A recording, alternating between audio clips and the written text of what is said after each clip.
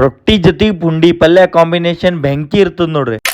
ಮುಂಜಾನೆ ಎದ್ದೇಳಕ್ಕೆ ಭಾಳ ಲೇಟ್ ಆಯ್ತ್ರಿ. ಅಡ್ಗಿ ಮಾಡ್ಕೊಂಬಂತೇಳಿ ಕಿಚನ್ನಾಗ ಹೋಗಿನಿ. ರೂಮ್ನಾಗ ಖಾಲಿ ಪಾತ್ರೆಗಳು, ಒಣಗಿದ ಮೆಣಸಿನ್ಕಾಯಿ, ಒಣಗಿದ ಕರಿಬೇವು ಬಿಟ್ಟು ಮತ್ತೇನು ಇರ್ಲಿಲ್ರಿ. ಅದಕ್ಕೆ ಹೊರಗೆ ಹೋಗಿ ಸ್ವಲ್ಪ ಬ್ರೆಡ್ ಆಮ್ಲೆಟ್ ಅನ್ನ ತಿಮ್ಮಮ್ಮ ಅಂತೇಳಿ ಬ್ರೆಡ್ ಅನ್ನ ತಗೊಂಬಂದ. ಎಲ್ಲಿ ಪ್ರಿಪೇರ್ ಮಾಡ್ಕೊತ ಕೂಡಮಿ ಹೊರಗೆ ತಿಂದರಾಯ್ತ ಅಂತೇಳಿ ಒಂದ್ ಮೊಮೆಂಟಿಗೆ ಭಾಳ ಫೀಲ್ ಆಯ್ತ್ರಿ ಇವತ್ತ. ಅಂದ್ರೂ ನಾ ಕೇಳಿಲ್ರಿ. ರೂಮ್ನಾಗಿರೋ ಸ್ಯಾಂಡ್ವಿಚ್ ಮೇಕರ್ ಯೂಸ್ ಮಾಡ್ಕೊಂಡು ಆಮ್ಲೆಟ್ ಹಾಕಿ ಶಿಸ್ತು ಸ್ಯಾಂಡ್ವಿಚ್ ಮಾಡಿ ಊಟ ಮಾಡ್ದ. ಒಂದ್ ರೇಂಜಿಗೆ ಹೊಟ್ಟಿಯನ್ನ ತುಂಬುತ್ರಿ. ಇವತ್ ಮಧ್ಯಾಹ್ನ ಆಫೀಸ್ನಾಗ ಊಟಕ್ಕೆ ಹೋಗಿದಾಗ ನಮ್ ಕೊಲಿಗೊಬ್ಬರು ಗೋಲ್ಡನ್ ಸ್ಪೂನ್ ಹಿಡ್ಕೊಂಡು ಕುಂತಾರ್ರಿ. ಒಂದ್ ಮೊಮೆಂಟಿಗೆ ನನಗೆ ಬಹಳ ಶಾಕ್ ಆಯ್ತು. ನಾವು ಒರಿಜಿನಲ್ ಗೋಲ್ಡನ್ ಸ್ಪೂನ್ ಅದೇನೋ ಇದು ಅಂತ. ಆಮೇಲೆ ಸ್ಪೂನ್ ಹಿಂದ್ಗಡೆ ಇರೋ ಮಾರ್ಕಿಂಗ್ ನೋಡಿ ಗೊತ್ತಾಯ್ತು ಇದು ಯಾವ್ದೋ ಉಮಾ ಗೋಲ್ಡ್ ಅಂತೇಳಿ. ಓಟ್ಸ್ ಮೀಲ್ ತಿಂದು ಬಹಳ ದಿನ ಆಗಿ ಮೇಲೆ ಶಕ್ತಿ ಪ್ರದರ್ಶನ ಮಾಡಕ್ ಜಿಮ್ಮಿನ ಕಡೆ ಹೋದ.